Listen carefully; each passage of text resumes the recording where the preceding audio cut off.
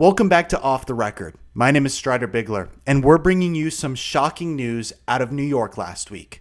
Democrat socialist Zohran Mamdani edged out current mayor Eric Adams, receiving 43.5% of the first place votes, while Andrew Cuomo finished second, receiving 36.4% of the vote. Cuomo is trying to contest with his Fight and Deliver party, so expect Mamdani to be the next mayor of New York because Cuomo has no chance.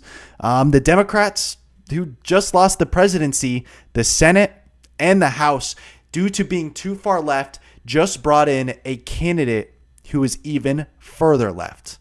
The man who believes in raising the corporate tax rate to 4%, freezing rent in many neighborhoods, building 200,000 new affordable housing units over the next decade, creating free and cheaper public transportation by raising income tax on people making over $1 million by 2%. He supports the All-Electric Bill Act, which will require all new buildings built in New York City to be 100% electric, no gas-powered appliances. We'll see how that goes. He wants to defund the police and spread the funding throughout other programs such as the Department of Community Safety.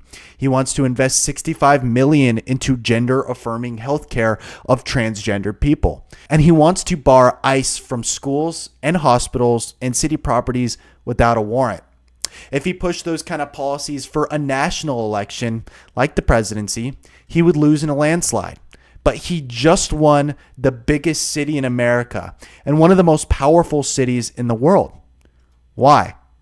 Well, he's unique, he's authentic, and he speaks in a way that make people really want to rally behind him. When he says that he would not take the opportunity to travel to another country during his time as mayor and would instead focus on helping the people of New York, clearly his future constituents believe him.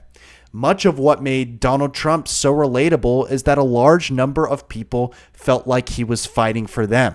When Trump was shot in Butler, Pennsylvania last July and stood up with chaos happening all around him and turned to the people of Butler and said, "Fight, fight, fight," that's something that sticks with you. Many people probably didn't know many of Donald Trump's policies or what he planned to do with the economy, but they remembered that moment at the ballot box. None of Kamala Harris's scripted, edited speeches had that kind of staying power, but Mamdani did. He walked the entire length of Manhattan, stopping to shake hands with blue and white collar workers building a base. He leveraged social media in a way that it appealed to everyone, unlike the Harris campaign, which was run by teenage boys and girls and had a style that actively alienated a majority of the country. And he killed his debate performance. And that's all it took for a socialist to become the mayor of the most powerful city in the world. But what does that mean for the future of the Democrat Party as a legit contender in national elections?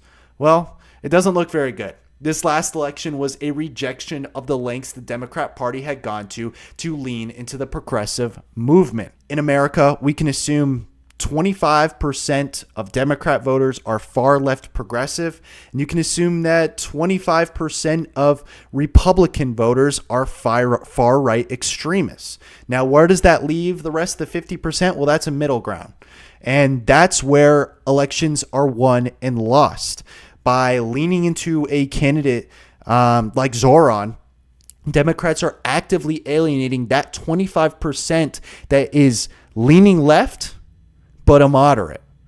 Leaning into these progressive socialist ideas will ultimately lead to Democrats receiving less support at the ballot box. You see, party leaders like AOC and Bernie Sanders, they're going to wrap their arms around this guy. And if you think that Congress moves slow and Congress doesn't really get anything done or serve its people very well, wait for a guy like this to gain that kind of power.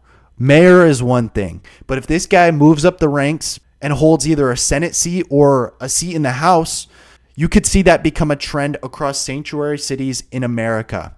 And that's not what I'm looking for. We need Democrats like John Fetterman, guys who fight for what they believe in and will make concessions when concessions need to be made. People like AOC, People like Bernie, they don't get anything done because they refuse to concede with the other side. They refuse to admit that maybe the other side has a point in what they're talking about. And that's what I worry about this with this Mamdani guy. Is he going to make the Democrats further left? If that happens, this country is going to grind to a standstill. Nothing will get done in Congress, and they will continually lose elections. But that's not what we want as Americans. As Americans, we want a system where if one party starts doing things that we don't like, we have a way to combat that. And by bringing in these progressive socialist candidates, you are actively making your party harder to vote for by the average American. I don't know what Democrats don't understand about that, but that's what's happening right now. And that is the trend of the Democrat Party of the last decade. We thought this last election might make some changes, but no, this is where it is. This is what's going to be happening. So let's buckle up and let's hope that this doesn't become the norm. Thank you guys for tuning in. If you like the video, like and subscribe. Check out all of our social medias at Off the Record. And we'll see you next time.